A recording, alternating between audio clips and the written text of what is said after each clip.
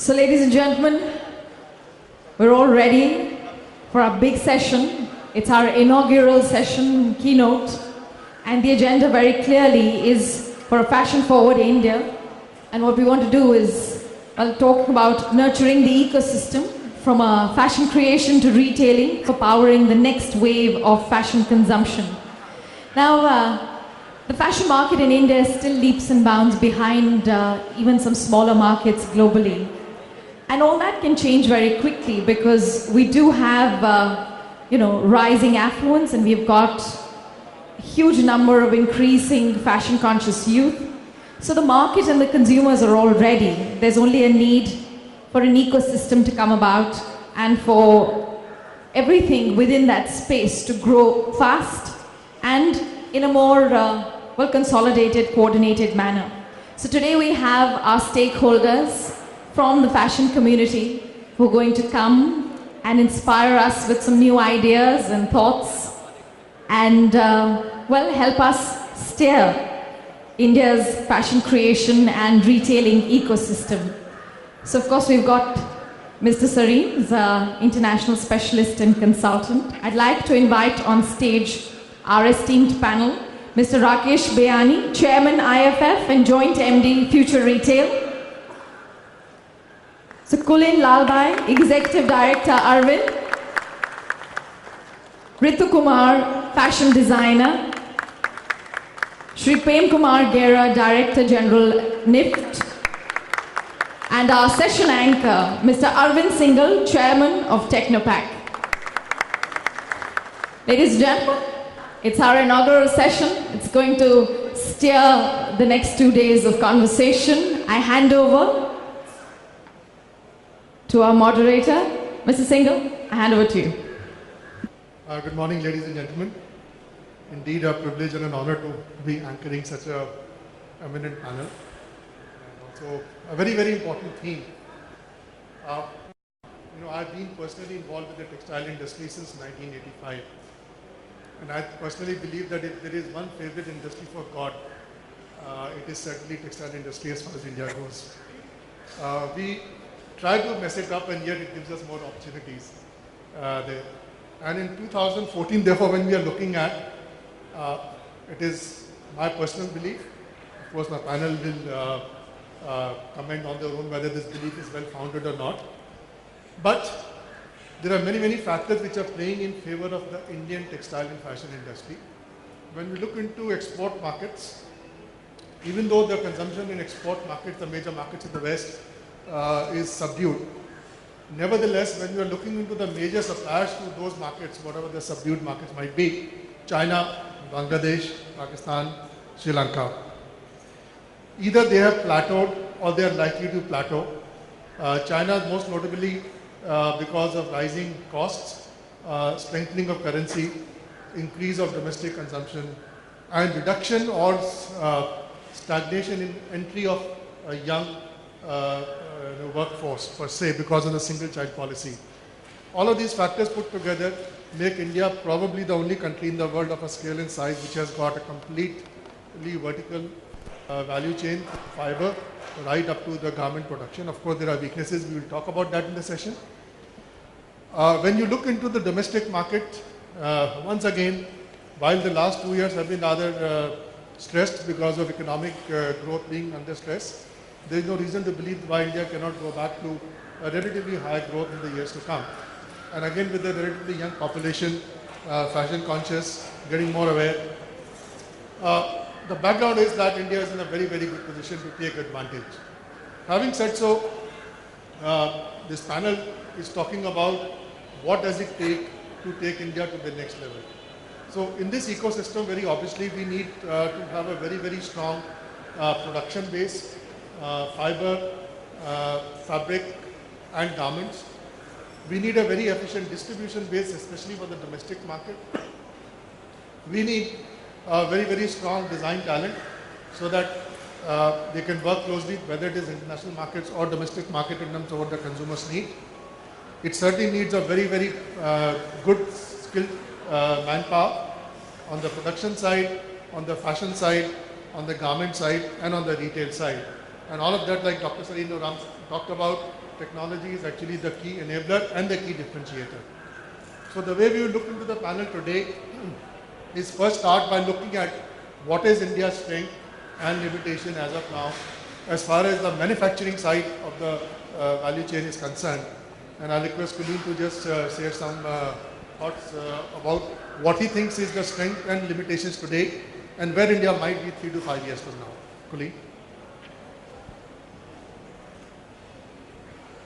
Thanks so much, Arvind. It's a pleasure to be with you here today, ladies and gentlemen. I'd like to also thank IFF for having me here in this prestigious event. It's an absolute honor to be sitting here with the titans of the industry, and I'd like to share some thoughts with you. I'm going to talk about 3 general themes: innovation, integration, and investment. And I'd like to kind of look at the manufacturing supply chain from the lens of it being a catalyst to the brands and retail industry. Innovation is not, a word very closely associated to the textile space. But at Arvind, for us, product innovation has always been at the heart of what we do. If we look at the global kind of structure, product plays a very important role in the overall brands and retail ecosystem.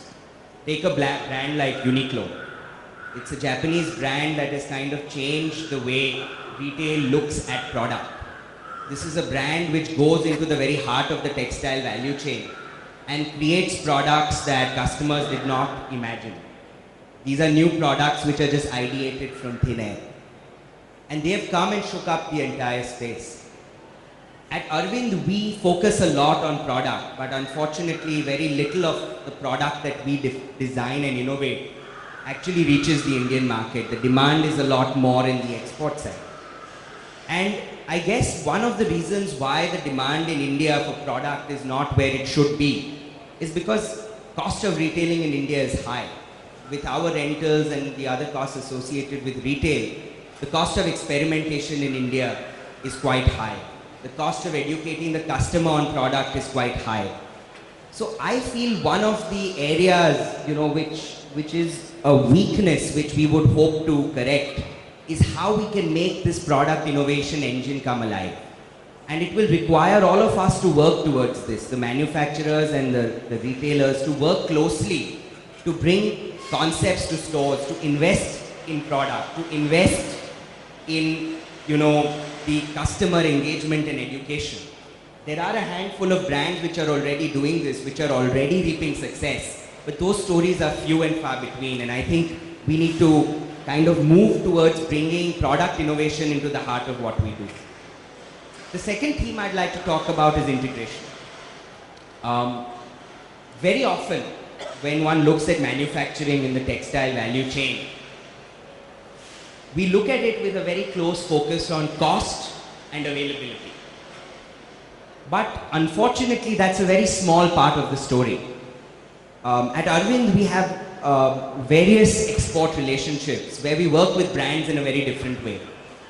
Our designers sit with the brand designers in, say, a New York or a Tokyo. We understand what the brand philosophy is.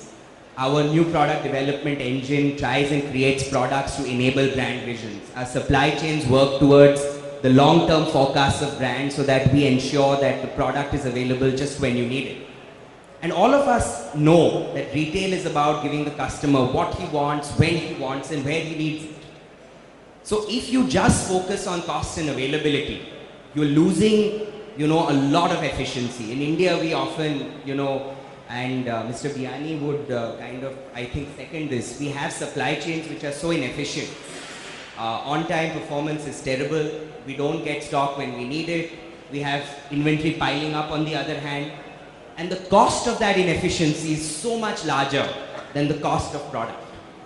So I think in India, we need to step back and kind of broaden our vision on integration, to work much closely and create an integrated supply chain of sorts, to relook at the KRAs and the incentives which we keep, both on the sides of the suppliers as well as the buyers, so that we can work in a different way, because only if we truly integrate can we give the customer what he wants, when he wants, and where he needs it.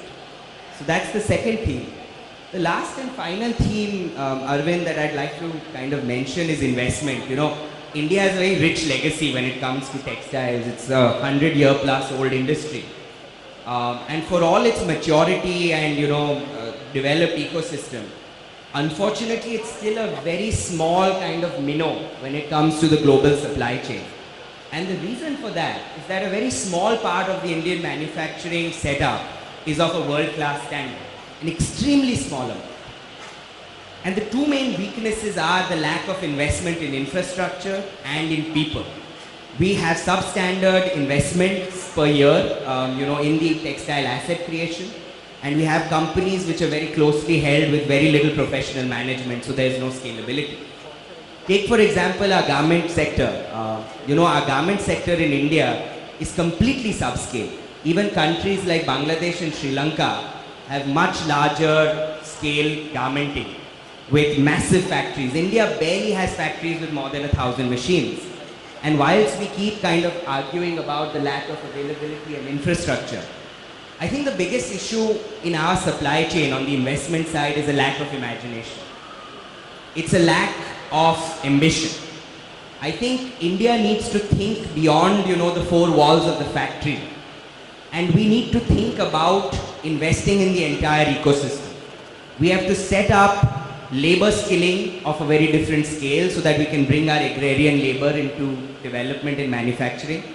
We need to create infrastructure such as dormitories so people can come from the far-flung areas where, labor is available to where we need it. And we need to be ready to invest in much larger assets and better people. So if we fix these three things, which is innovation, integration and investment, I think that's the only way we can really usher in the next stage of, manufacturing for the retail supply chain. I agree with Arvind. I think Indian retail is the next telecom waiting to happen. We are at a massive inflection point with middle class India coming in. But if that vision is to become a reality, I think the foundation and the enablers for retail to really flourish and thrive need to be put in place. So, my hope is that if we kind of work on the supply chain with this very different lens, beyond thinking about fibers and products, but thinking about themes where we can work closer with retail, then and only then will we be in a position, to make this great potential and this great dream of Indian retail a reality. Thank you. Thank you, colleague. You made a very important point. Of course, we know about product innovation, we know about education, but lack of ambition and lack of imagination is something which I'm glad you brought this up. Because far too long our companies, our entrepreneurs have been very happy as long as they get a few Mercedes Benzes or whatever cars, a farmhouse, and maybe a lavish wedding they can support. And their ambition seems to get fulfilled, not realizing that they could, there are miles to go. So maybe we'll address that time permitting that issue there. Rakesh, coming to the distribution side, where do you see what needs to be done to make the consumers buy more as far as India is concerned? I think when you look at how the last 20 years have evolved in the distribution of fashion in India, from a very large base of multi-brand retail stores, which kind of range from about 1,500 odd square feet to about 3,000 square feet.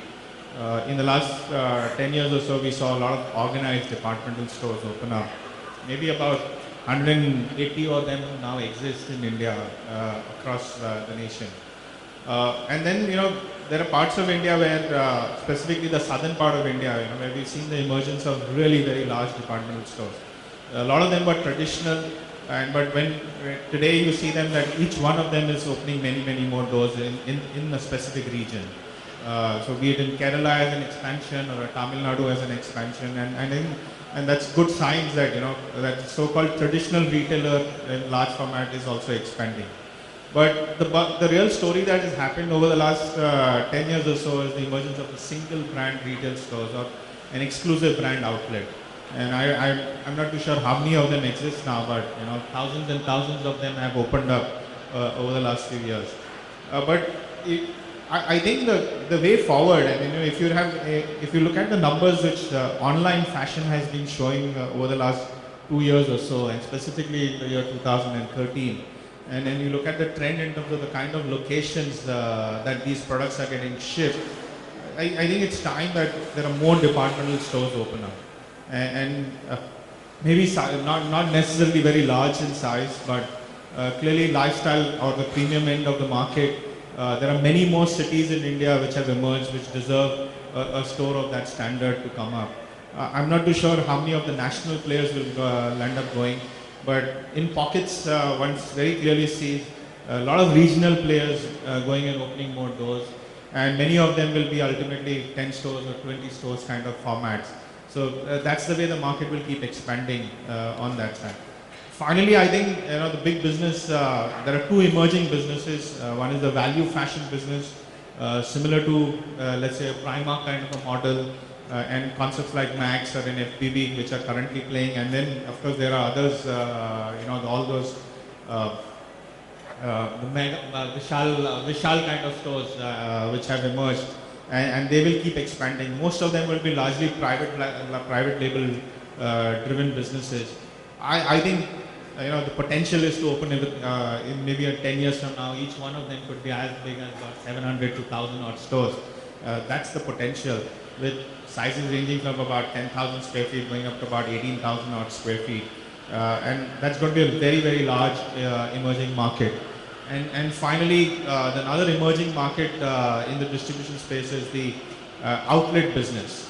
And that's emerging with Megamart or a brand factory as a concept, and those are going to be about selling the premium brands, but there would be another channel of sale available and some exclusive brands available where consumers want a little more higher end brand, but is happy buying them at a discount or at a price which is attractive upfront.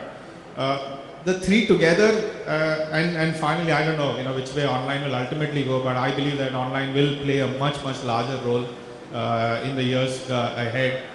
Would see to a fact that as long as all the innovation happens, as long as there can be more brands available, distribution should be able to keep pace with the kind of product that we're going to see and the kind of emergence in consumption that is likely to happen over the next 10 years or so.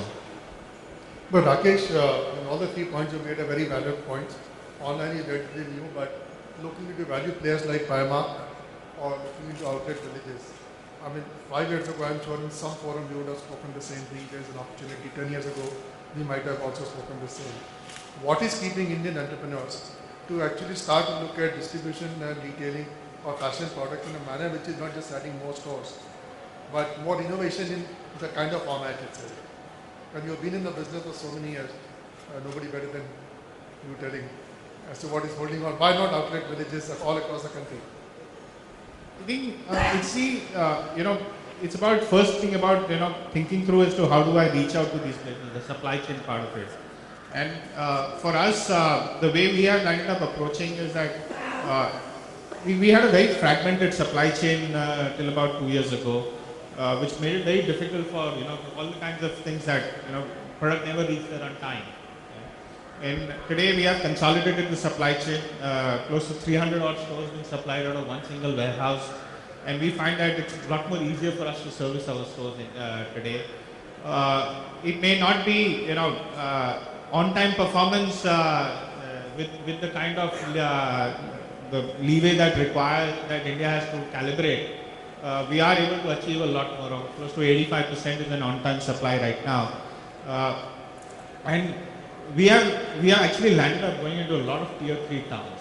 Right? The market has started emerging there. The spaces are today available. The challenge earlier was there was not enough real estate space available in these towns, even if you wanted 6,000, 7,000 square feet space. Today, in the smaller towns that we have presence, I have a fashion store now in Bhagalpur. I think it's in Bihar. We are in Agartala. We are in Jorhat, Silchar, far extremes of our country. And I believe the fact that when we go actually sit through a zonal map, in next 1 year, we should be able to about just 50 odd doors in the east of the country. Another about 20 odd doors in just Maharashtra. So I think the opportunity is emerging. I think what is also making a difference is that the consumer is not traveling as much more to the urban centers. The urban centers are becoming a problem in India. The bigger cities are not convenient, bigger cities are very expensive, and with people not coming in, it's become important for us to reach to the people. And the market is maturing. And I think if the economic growth story does kick in once again, which will ultimately, will it happen in the second half of 14 or will it happen in 15? I think the people who have created those more closer, because fashion still requires an experience, and that experience can only happen in a retail store. Whatever you do, ultimately a virtual experience is still virtual, right? And that being more closer to the consumer base is going to make a difference. Thanks. So coming to Rituji, I mean, you have seen the last 3 decades or more the evolution of Indian fashion, and it is my perception that it is actually flattered to deceive. It has flattered to deceive in the sense that obviously there are icons like you, a few others, but yet when you look over the last 20, 25, 30 years, barring 1 or 2 or 3, yourself included in those 1 or 2 or 3, very few Indian designers have really made any kind of an impact, even within India, much less outside India. And in my personal view, over the last 5-10 years, a lot of them have actually resorted to what they were doing 25 years ago, focusing on upmarket wedding wear, being the bread, butter, jam and a drink to go with it. What does it take to actually have fashion sensibility permeate down, which can create big brands? I mean, Kulin talked about Uniqlo. It's a fashion product. It may be value priced, but it is a fashionable product. And I'm sure there will be very talented designers working there. So what do you think can be done still? I think your question is what is in Indian fashion? And it's a very valid question. Because in India, as we all know, so many things exist on so many different levels that what Mr. Biani said is totally true to what you have said, and perhaps is totally true to what I'm about to say. The only way I would like to address this is not from their perspective, because they're very good at what they have analyzed and told the gathering today. I just want to go back to history, as you have said to me. You look at European history and fashion in the European history sense. Let's say in the 60s, a lot of the mom and pop, heavily designed talent houses were being bought up by multinationals. And a time came when they were known more because they were only talented, but they also had taken that talent to a very large global perspective. In the 60s, what was happening in India when I started my work, we had a law where you could not import a zip or a button. So being an Indian designer didn't only mean that you had to discover what there was with about 150 years of colonialism, because there was no hand block, there was no bandini, there was nothing to be seen that we base our designs on today. It had all gone, it was being manufactured in Lancashire and sent back to India. So we actually, all of us who were textile people, walked into this field almost like barefoot doctors. We went into the field, we discovered our roots of our textiles, our traditions, and thereby I think the 40 years that Europe got to pull up their socks and become a huge multinational fashion identity, we actually were just scratching the surface to figure out, in my particular case, is where were these gorgeous textiles this country was known for, and we didn't see any hint of where they were and what was happening out there. So given that the country had about 40, 50 years of almost a vacuum of infrastructure for the designers in India, I find it a bit of a miracle that something like Indian design still exists in this country. Now, if you look at Mexico, you go to Tokyo, you go to Hong Kong, Paris, New York, you'd be very hard put to find a design which is not there in all the countries, retailed by the multi-brand. There'll be a Zara, you'll find a Mango, you'll find the Saint Laurent store, you'll find Armani, and after you've gone through 20, it's over. You will not find, actually, in any part of the world, other than India, some sort of a strong organic handwriting that has come from a very rooted culture. Now, I don't understand why this has happened and how it has happened, because when I was working about 20 years back, I thought that I would be talking logistics like Mr. Vyani said, that how many of these lovely little dresses can I design, and I did design dresses because I designed for the European as well as the American market alongside with the Indian market, and I thought the time would come very shortly that we, whatever little identity we had, would actually belong to the Bhenji Brigade as they call it in Delhi, and they would be all basket cases crying about lost crafts, etc., etc., and we would be heading the way the rest of the world was, with little identity, hardly any organic design growth, and I'm really quite surprised to see the country with the kind of diversity we have in design today. It is perhaps the only country which has drawn up a parallel design culture. Now, Mr. Vyani was asking me, how do you increase your turnover? In India, you will increase it because we have a wardrobe full of a Western wardrobe, at least for the women. The men seem to have lost it a bit. And the women also have a wardrobe which actually fits into their culture, into their climate, and into their social scenario. Now, having said that, what has happened to Indian design is, I don't think we did it out of any philanthropic reason, but most Indian designers tend to become people who patronize crafts because of the scale. The scale is small. You can actually do a collection with a hand block printer, you can do a collection with a handloom fabric, you can do a collection with any varied number of textile crafts that we've got in this country. And they do. Unfortunately, a lot of them have become customized people who cater to weddings, and an evening market in India perhaps is going to be forever a very large market. We have the ethos, we have a strange culture, and we dress.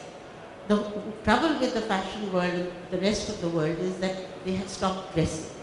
They're all into minimal dressing, and the more minimalistic it is, the more fashionable it is considered to be. We in our country, for some reason, have gone completely the reverse direction. So I don't think there's an answer to what you asked me today.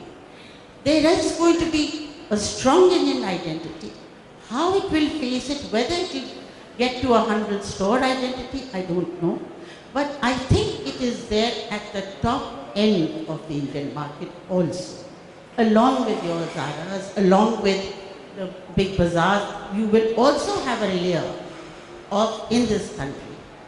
We have in India 16 million craftspeople, and they are not consigned to the studios. They are practicing textile craft people, whether in the handloom sector or in the sectors where they will need this job to retain their livelihood. You cannot bring them all to any dormitory or any factory. There are too many. There's enough to populate a whole country. 16 million people is a lot of people. And they are working within their own areas. And to my mind, when I'm doing a collection, that is the USP at the moment of this country. You need to take those skills, you need to bring them to a level where it can address the younger generation of today, the aspirational generation, and we in our country are not devoid of a certain romanticism towards our textiles. We understand them. We don't understand the little black dress, but we understand our textiles. And I think that's a second area where India is going to go. And we should use our creative textiles, our heritage that we've inherited, and work with the strength of that to move also along with the other work that we're doing forward into the next generation. Well, there is absolutely no doubt about the heritage, the richness of it. But do you have any worry that India might actually be seeing a Zarification of the fashion industry? Because from a numbers point of view, if you see the sales growth of brands like Zara, Tommy Hilfiger, and so many others from overseas, is significantly more than if you were to see Indian brands, and they are few to start with anyway. Do you think there's a real risk that our heritage could actually get confined to the niche of weddings, and on mainstream we will see brands and designs from overseas flooding the market? I have a feeling, and I'm getting very convinced about it, that India is going to chart its own territory. I think we've had for too long a colonial baggage on our back. And every sign of prosperity cannot always be measured with with the numbers that another country gives you. We're going to find our own. And I don't think we're going to throw one out. We're going to adopt another one. And yes, the stairers, it may not make millions and millions of pieces, because I think just the nature of this fashion is not conducive to do that. If I put one piece that I do and I put it on a mechanized format, yes, I could do 30,000 pieces of it. But you could use the design strength of India, translate it so that you can maximize the numbers. But I think where we will be moving forward is the design in India is going to be its very primary interest. I'm glad you have the optimism that we will be able to find and retain our own. We're beginning to course. find it already. That's 20 years back, I was extremely pessimistic. Yeah. Today, you look at what is selling, and it surprises me. That's very encouraging. Coming to Mr. Gerab, Kulin talked about, Rakesh talked about, Ms. Kumar has spoken about, that one of the things is about innovation. Innovation means it's about people as well. It's about people through the entire value chain, from product design to product innovation, and obviously retail and distribution and technology. What do you see India's strengths or weaknesses at this time? And what steps do you think are being taken by you and others? Thank you.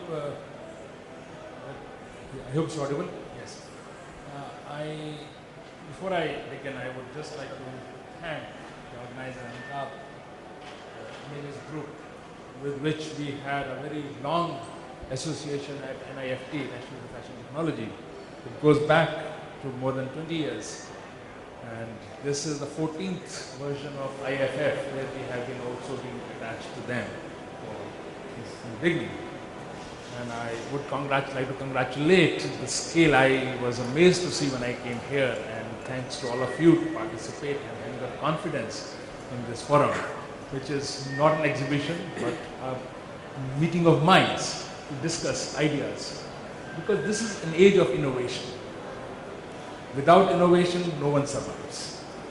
The more innovator you are, the better things that you bring to your customer, your clients, the better chance that you have. And that's what we are. My focus in National Institute of Fashion Technology is substantially to educate students, young minds, fire them, bring them to FCO, and some 8,000 young people who are studying in 15 campuses of NIFT across the country. Sometimes I'm often asked a simple question: don't you think there are too many of the technology institute that you are heading? Or should there have been less? My answer is simple, that the growth of India, even at 2% of 1.2 billion people, you really need more and more. And if my friend is opening in Northeast, where will they get the manpower unless you have a trained manpower available to go to all those areas of where you want to sell? So there is no reason for me to get scared that I am producing too many. In fact, that keeps the wages pressure low, and we make available the designers, the retailers, the persons to work on the shop floor or on the malls available at a reasonable price. Otherwise, the prices of these guys can go up. There are less people available to you at middle level of management for which you produce. So that is one issue which is, I'm confirmed, and government has taken a lead in this. Think in '86, no one would have thought that we need a fashion technology institute in this country. We're talking about more than 27 years back, 26 years back in this country. At that time, fashion was a very small word in a very, maybe the top 0.1% or less than that kind of a people. And now, although it was not understood in the manner, today even a person on the street wants to be fashionable. The fashion definition is individual after all. It cannot be a universal definition. What one considers fashion maybe is different from others. And so we are pitching up a huge number of persons coming into business, serving the industry, and I'm delighted that industry is present here in large number. What I would also like to bring you is that the business is changing at the speed of thought. Taking from the famous book, and so there are certain new ideas. I had collected 3 small videos. If my friend can start one on 3D printing, I mean, just to share with you. Look at how the things are changing, and if this can be seen, you can see it there. Yeah, digital There's one print. getting a lot of attention. It's called Form 1. It's a 3D printer that raised over $1 million in 3 days on a crowdfunding site called Kickstarter. The thing that people are excited about with the Form 1, the detail. The technology that we're using really allows us to get much higher resolution. I'm going to want to beat you in chess using this one. You're definitely going to want to beat me in chess using this one. Good. The Form 1 uses a different process than most 3D printers. Light as opposed to heat to harden plastic. Tech that was previously too costly. The printer builds support structures around detailed shapes that users can break off after it dries. Similar to the way that people do desktop publishing now. People are going to be designing things and printing them. In general, the crowded field of 3D printers is still wonky tech. It's an acrylate photopolymer. Planetary gear reduction trans. Yeah, I mean, the students on the fashion accessories can make molds from the 3D printers and can go for a mass production at a very short time. If you look at the fabric can, it's another spray on fabric which is worn on the person. Can we have a little film on that? Designer dresses started as a liquid and came from a can. Liquid fabric is a suspension of polymers plus additives and fibers. It's a new technology called Fabricam, and it's the result of an unexpected 10-year chemistry detour for fashion designer Manel Torres. I call myself as a chemist tailor because it's in fashion women's wear. I'm a doctor in women's wear. Manel's eureka moment came from another famous spray can product. Basically, I was at a friend's wedding and she was all over the spray with the silly string material, and I thought one cannot create, using the technology of the spray on fabric, a mist, and that will be an instant non-woven fabric, and everything started from there. He took those principles and created Fabricam, mixing tiny natural and synthetic fibers with liquid polymers inside an aerosol can. It turns into a non-woven fabric and goes on like a second skin. The spray on fabric, when it gets in contact with the air, it solidifies into this instant non-woven material. It starts as pure chemistry, but in the hands of a designer, transforms. So, I mean, the technology is the changer of the style which is going to happen very soon. And we have to be in update on that. You talked about lead times. There is a case here of Amazon Prime Air. If you have that video, can you show that video also, please? That is to show how in 40 minutes the things will be delivered to your home using an air device, airspace, like here.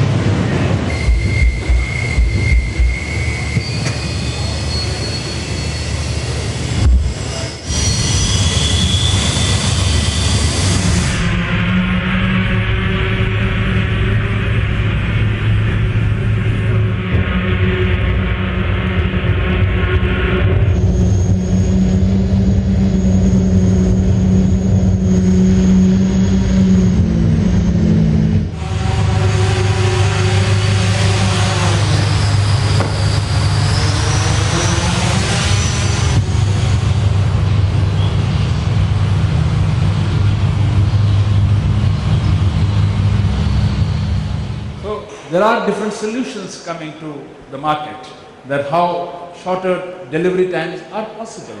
And we in the education institutes are looking for such ideas to fire these students, which come through from the research.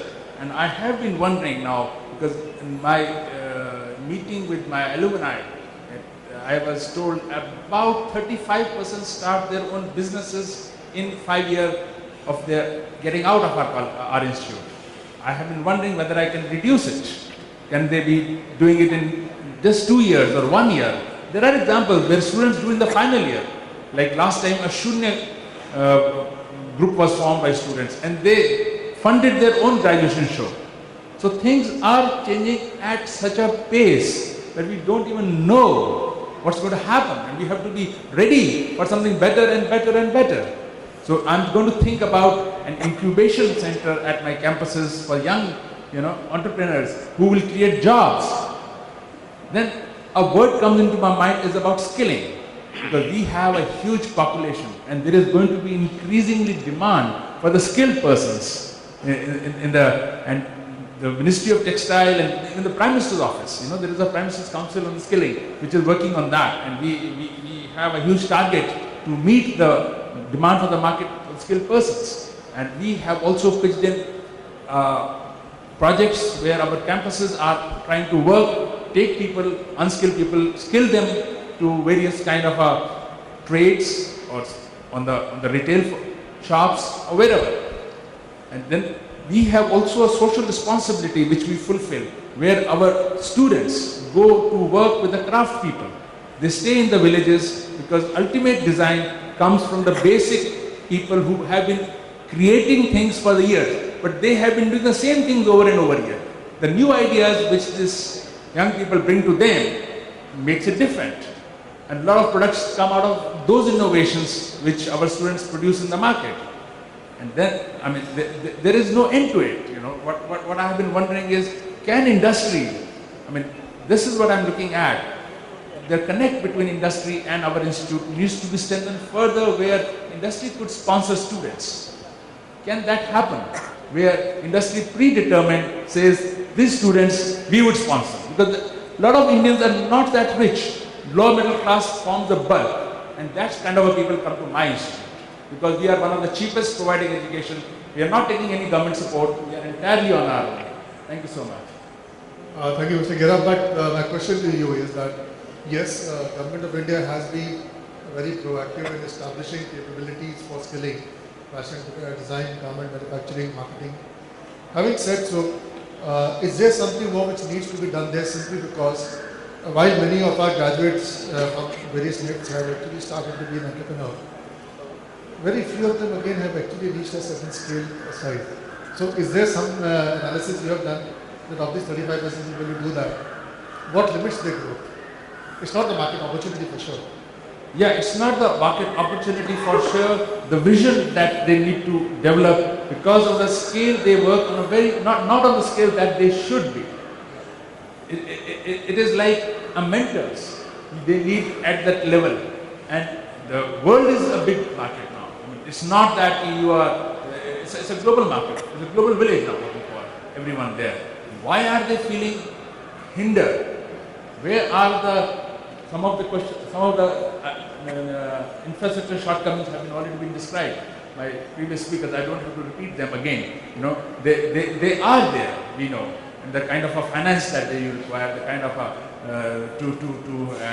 have those dreams. And they are very small people, but some of them, very few of them have reached the place that you are saying that. I certainly look at that. So my basic question is infrastructure in this country, which really needs to be strengthened to reach the market size that we are looking at.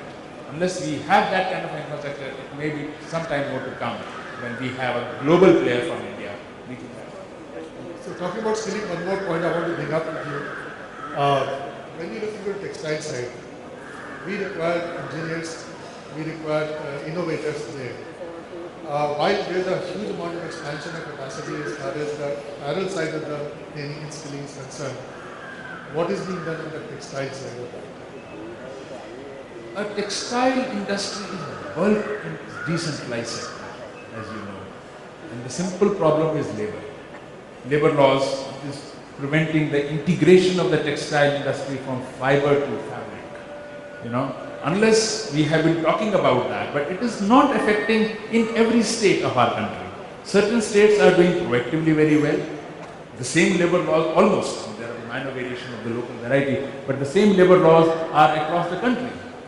Why certain states are able to promote industry more than other states? You I know? would probably still not necessarily agree on the labor laws. My question was slightly different. When you are looking to next generation fibers, next generation fabrics, we require research and development environment in India. We have some institutes in India, TITS Bhimani, or for that matter IIT Delhi. But IIT Delhi, it is a well-known fact that as soon as somebody joins IIT Delhi, the first week itself he starts to prepare for CAT. Because it's not the first choice for them. And as a result of that, perhaps something needs to be done on the creation of skilled people at the engineering level, not at the labor level only. Okay. Where innovation can actually find its way. Well, one is protecting the innovation through the laws of IPR laws. That is not as strong in our country, and respected. I think culturally there is something like that our every manufacturer is looking at what is being sold at $1,000 abroad to be made into $5 or less than a $5. The same dress, if was worn by a particular brand ambassador, and we all want to provide in the mass so that everybody can wear that. So we have survived on that and thrived on that. So let us understand how we look at intellectual property rights in this country. Unless there is a protection of the kind available on these issues, how could you expect that innovation will come in a manner that will promote people to put their mind into it? Coming to an overall integrator for all of these things we have spoken about is obviously technology. Now we talked about technology in the immediately previous session. And you have been a regular visitor to India. What do you think is the current state of deployment of technology in the value chain from fiber to the retail? And where should India be focusing more upon? And what more needs to be done to make people appreciate the power of technology more than perhaps what they do today? Technology plays a role, but creativity in fashion is more important. I'm going to first of all start with congratulating NIFT. I'm an engineer by profession. I started my career in Canada 45 years ago, and at that time we had no fashion schools in Canada. This industry has been what we call the apprenticeship. Whoever learned whatever skill, that kind of became the local culture. I could walk into any country, and till today, and if they are doing whatever process one way, I can kind of predict the second factory will be doing exactly the same way.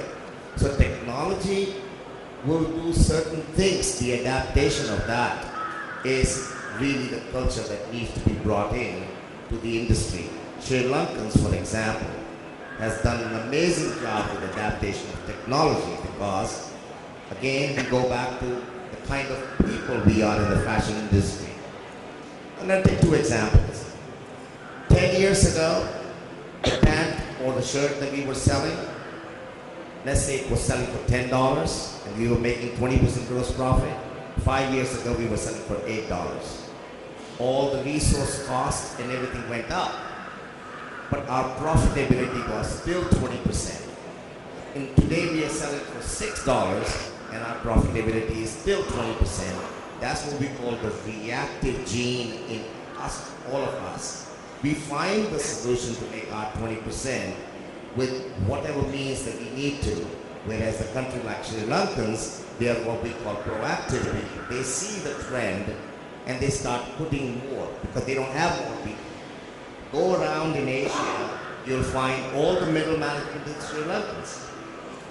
Having said this, I do want to mention a couple of things from the panel, but I heard, being an outsider, but working with Asia a lot, what Kulin said, we actually have done a horrible job as far as marketing our textiles, our fashion overseas. Why is it that the American and European designers can do way more with our fabrics and way more with our embellishments and sell to the Western world, that we can't do it ourselves.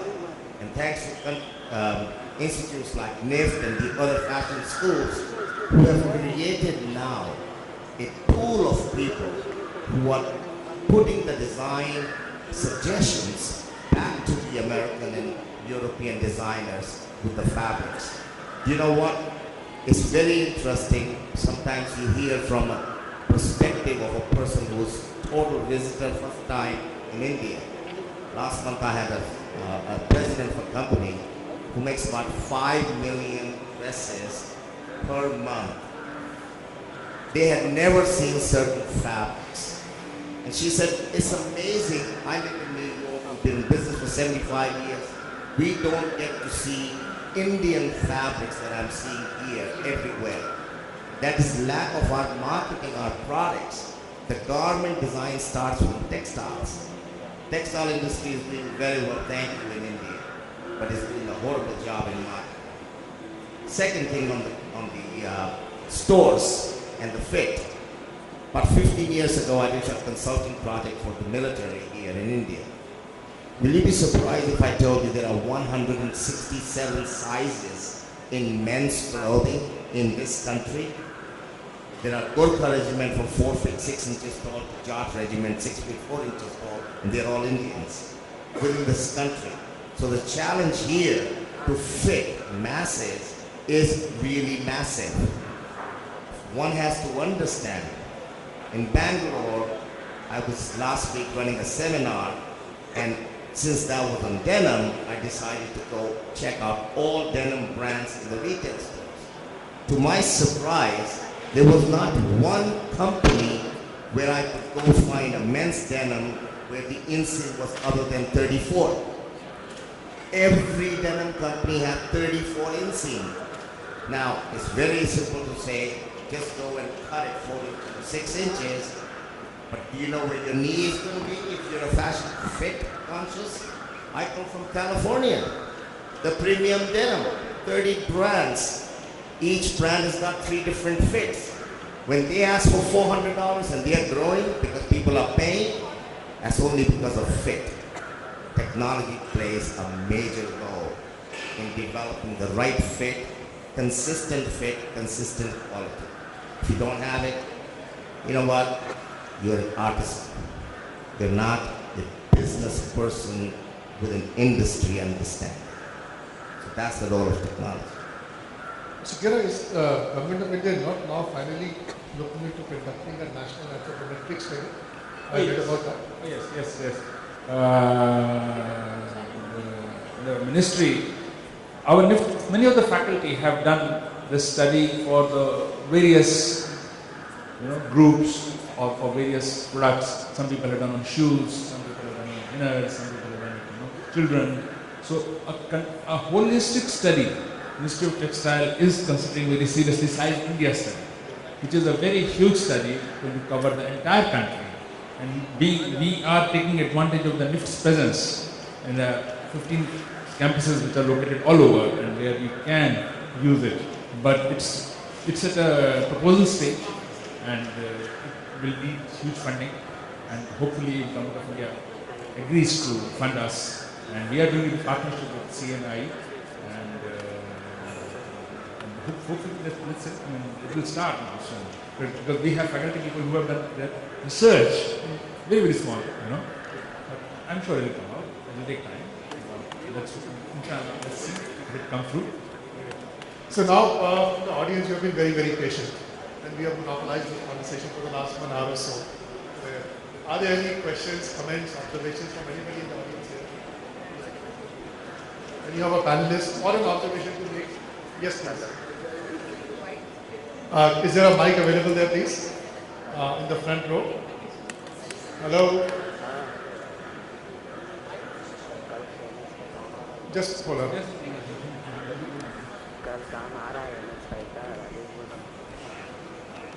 The question is actually for Ramsari.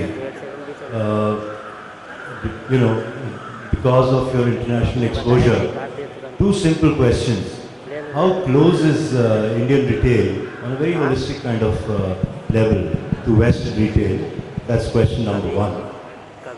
Question number 2 is, I firmly believe that after the 2014 elections, there's going to be an influx of foreign brands into India. Are Indian brands actually ready to take on this influx? Or would there be a buckling down under? Yeah, I'm going to take the first one. Maybe Kulin can take the second one about, or Rakesh, is there going to be really an influx of foreign brands after the elections in India? Can you hear me? No. Two questions, very simple answer. Indian retail industry is still at the infancy stage. It is not organized. There's corrections being done on a continuous basis. The learnings are coming in from losses, whether we can sell the same way as Americans are selling in the e-commerce, when there's a cash on delivery, there is some dry on the clothing, the return logistics, and so on. But if I look at it positively with American brands or the European brands coming in, there are too many lessons to learn for both sides. If we look at what they do better, because they have done this for years, we can adapt that. But they will have a lot of lessons to learn too, because they don't know this country.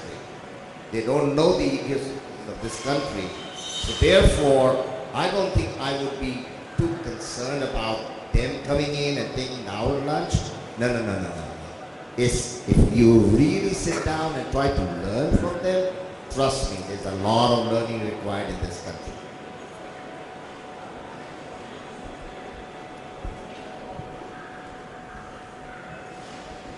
I think there is an enormous amount of interest globally for brands to look at India. In a way, India is the last bastion left. If you look at the largest brands in the world, the $15 billion club, they, the 5-6 brands which are really, really large, the specialty retailers that Mr. Biani talked about, they'd be present in most of Asia, definitely all of Europe, all of the US. And India is the last large market left. Now, what has prevented these retailers from looking at India is that the end markets still, are quite small. If you look at, a 3-year business plan, it's something they can easily achieve in a Hong Kong or a Singapore in a single year. That's been, the past. But now, seeing the success of large formats like Zara, I think the world has woken up to saying that certain inflections have happened in India. Arvind, has gotten into a lot of partnerships of late, and we can very confidently say that almost every large brand that we have worked with on the textile side is now looking at India very seriously. Now, what does it mean for India? I don't think it absolutely means that the Indian brands are going to kind of get decimated or go away. I think the strengths of the two business models are very different. I think the global brands can come in and service a certain type of retail. There will be a large market that will be created there. But at the same time, there is a very, very large unorganized market, which is going to find a lot of relevance in the local business models as well. A lot of the local brands can, take for example a Manyavar or a BlackBerry. The kind of stuff they're doing is not something that a global retailer will be able to do. So India is a tiny speck right now when it comes to organized retail. 30 billion, 35 billion is tiny. We are going to see this kind of grow at a very, very rapid rate. Yes, parts of the market will completely transform when the other large specialty retailers come in. I'm not saying that it won't.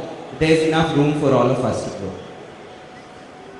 Any other questions from audience? Yes.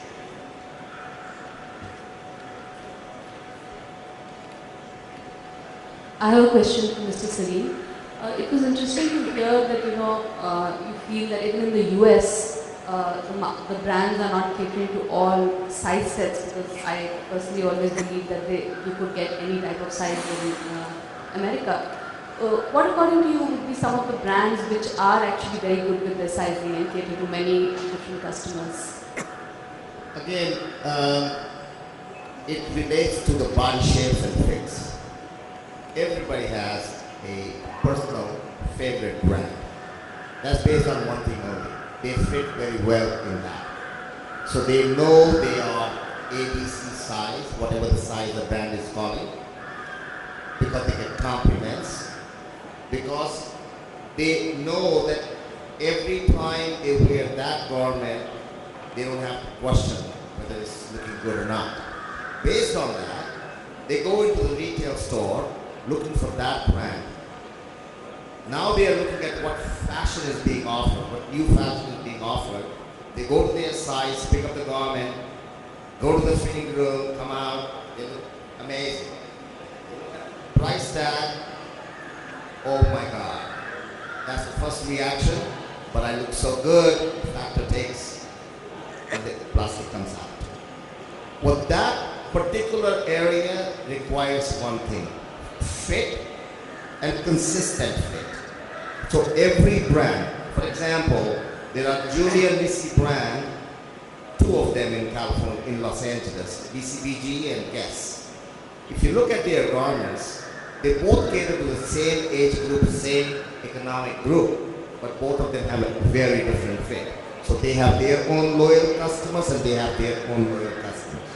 A brand is not looking to conquer the entire population or entire market. They want to grow with one segment and then they go and change another segment. Guess Jeans has got Marciano brand for a different. So they've got 7 or 8 brands within that company, but they are within a segment of people and they focus on that segment only. So body shape plays a major role in that. Do you have any other question? Yes, please. Can the mic be given there?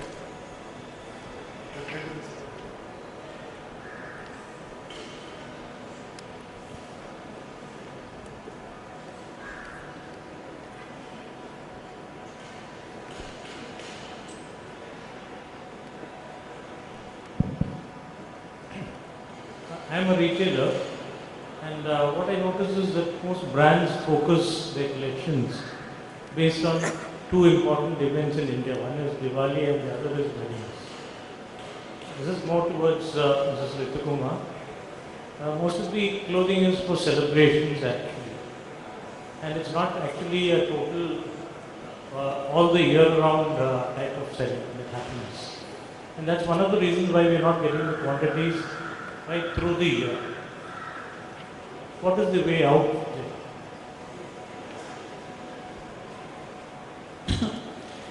Did I hear your question right? You said that fashion is mainly restricted to weddings and festivities? No. This is where I think the role of a designer comes in. To design for festivities and an evening wear line is a speciality. We are good with that speciality, particularly a lot of Indian designers are good with the speciality because it blends their talent with the talent of the craftspeople. But having said that, that is not really the only niche that is for Indian fashion. We have a very hot country, we need to change our clothes a lot. We are a volume country, and if you are in that area, you are in part of the niche of the retail business. It is not the entire retail business. The quantities will come in. When you do a press line, a ready-to-wear line, that means, and I see a demographic for the future of this country where most people are under 30 years old. They don't wear very dressy clothes. And India has been traditionally a country which knows how to deal with cotton and knows how to make beautiful cotton garments and cotton clothing. And I think that is where we need to go. The innovation has to come from within a design ethos to be able to market clothes which are everyday wear, young, but at the same time have some sort of organic design. So Rakesh, my question again is the same. Do you really think that the seasonality is so sharp? My impression was that over the last 4, 5, 10 years, the festive-based seasonality is actually beginning to even out. What's your experience? So I'd like to intervene there also, if you don't mind. There is also this crazy syndrome of discounts which is now come to the system. Every time there is a sort of a dip in the business, you come out with a end of season sale, now there is a mid-season sale, and there is an excuse for any form of discount sale which is happening. So that is to level off the sales. So ultimately the product is being produced and sold, but the customer is waiting for the discounts take place? So, I think if you really look at the bigger towns and you find that today business is not completely dependent on festivities or Diwali or let's say a wedding season. And I think if you simply look at what's happened, let's look at the focus on summer as a business, right?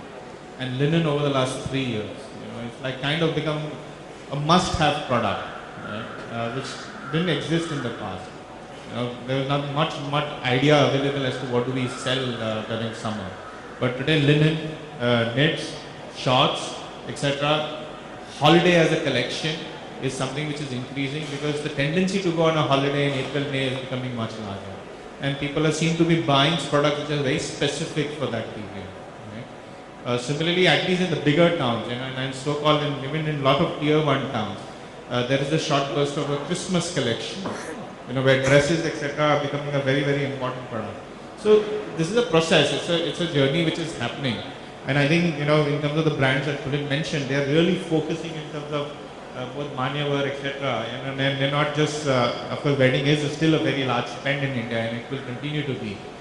That's nothing, and I hope it doesn't change. Frankly, but what we need to do is to create more occasions. That is what it. Now, if you are going to create more occasions, which we need more collections. The discounting will start with it, right? You don't have a choice there because the space has to be created for the new collection to come in, and for that the old has to go back. Now, very few are capable of taking old back to a warehouse. The only answer is to sell it to the customer. Now, discounting is not because the markets are weak. It's not always the case. Discounting is also an avenue to increase the sales. It's a process of getting new customers to come and buy products. And I believe the fact that discounting is here to stay. If we are going to keep denying this, that we're not going to be a country which will discount, etc. And every time you want to take an inspiration out of America is a discount market. We are not even very close to the American discount standard till now. There's still about close to 13-14% left to cover up between the markdown budgets that the Americans have in terms of the markdowns that Indians are doing right now. So discountings are here to stay. I don't think so that they're bad for the industry. They're bad if you are making too many product mistakes. But if you're not doing it, and as long as you're creating more fashion and more fashion orientation, both have to work together. Rakesh, one small little thing. Americans are great in marketing. There is no doubt. And creating more occasions, we have Mother's Day, Father's Day. We're now having Secretary's Day, we're having now Mother-in-law Day. It's all something to create a gift, something to buy. Buy a necktie, buy a shirt, buy whatever, but it's occasions. Marketing has to be done here for occasions. Thank God now they have Valentine's Day in India.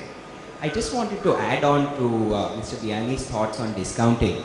I think discounting actually is an asset in the retail business. But I think where India is a little different is its focus on this very strong 2 phases in the year, which is the end of season sale period. And in a way, it's a little bit of a sledgehammer. It's this massive flush out which you're doing once. And the issue with this kind of sledgehammer is you are kind of training the customer to wait for it in a way, which is what you were alluding to. I think more sophisticated markets do discounting a little more intelligently.